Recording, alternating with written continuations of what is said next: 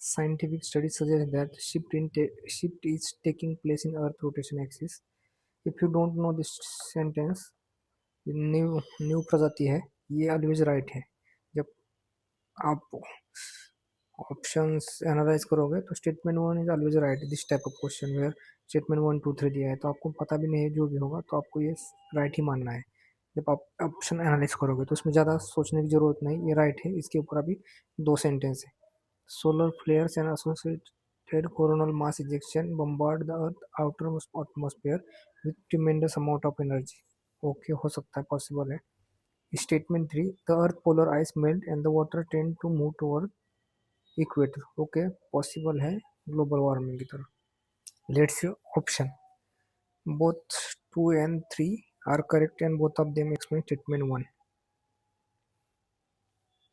Okay, तो एक तो पोलर एक्सिस का रोटेशन चेंज हो रहा है, एक तो नेचुरल रीजन हो सकता है या एक आर्टिफिशियल रीजन हो सकता है. दोनों रीजन तो नहीं हो सकता. If you don't know any exact answer, दोनों तो नहीं हो पाएगा. फर्स्ट सेंटेंस तो राइट है.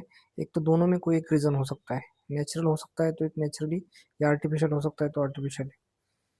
तो ऑप्शन डी एलिमिनेट हो सकता है. स्टेटमेंट 2 3 नॉट करेक्ट तो नहीं हो जाएगा. Only one of statement 2 and 3 correct. And that only one statement तो करेक्ट नहीं, दोनों स्टेटमेंट करेक्ट है. सी है तो ए एंड बी में पॉसिबल है. तो उसी में दोनों स्टेटमेंट एक्सप्लेन नहीं कर सकते हैं क्योंकि वो दोनों कॉन्ट्रोवर्शियल है. एक नॉट नेचुरल है, एक मैन मेड है. तो कोई एक ही राइट होगा. तो answer should be if you don't know anything. First of all, सबसे पहला है statement 1 is always right in this type of question. Statement 1 2 3 type of question में तो इसी के बेस पे 2 3 रिलेट करना है. और स्टेटमेंट 3 जनरल है. जनरल सेंटेंस है कि आइस मेल्ट हो जाएगा तो पोलर का आइस इक्वेटर टुवर्ड मूव हो सकता है. So answer is B1. Both second and third statement are right, and only one of them explain statement 1. So only one of them, then one of them, जो only one of है statement 3 explain कर रहा है.